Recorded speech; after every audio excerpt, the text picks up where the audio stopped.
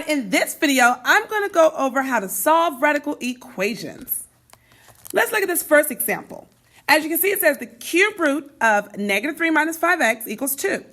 In order for me to get rid of the cube root, I'm going to have to raise this to the power of 3. Whatever I do to one side, I must do to the other. So then it will cancel out that cube root, and I'll bring down my negative 3 minus 5x equals 2 cubed, or 2 to the power of 3. And that equals 8.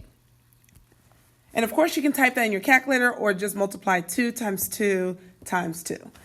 And then, in order for me to solve for x, I'll go ahead and draw my variable house and my number house.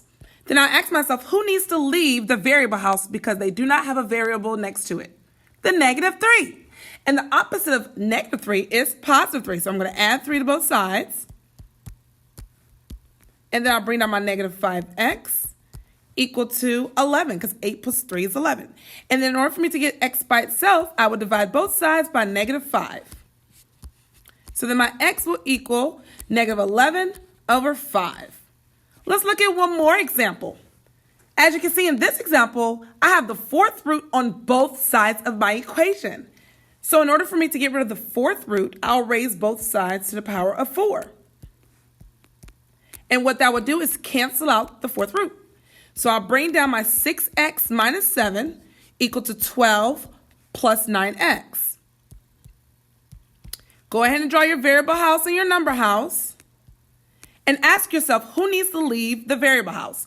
Negative 7, because it doesn't have a variable next to it. So the opposite of negative 7 is positive 7. So I'm going to add 7 to both sides. So I bring down my 6x. 12 plus 7 will give me 19. Bring down my plus 9x. Then I'll ask myself, who needs to leave the number house? 9x needs to leave because it has a variable next to it. It's not just strictly a number. So the opposite of positive 9x is negative 9x. So I'll subtract 9x on both sides. 6x minus 9x gives me negative 3x. Bring down my 19. And then I'll divide both sides by negative 3.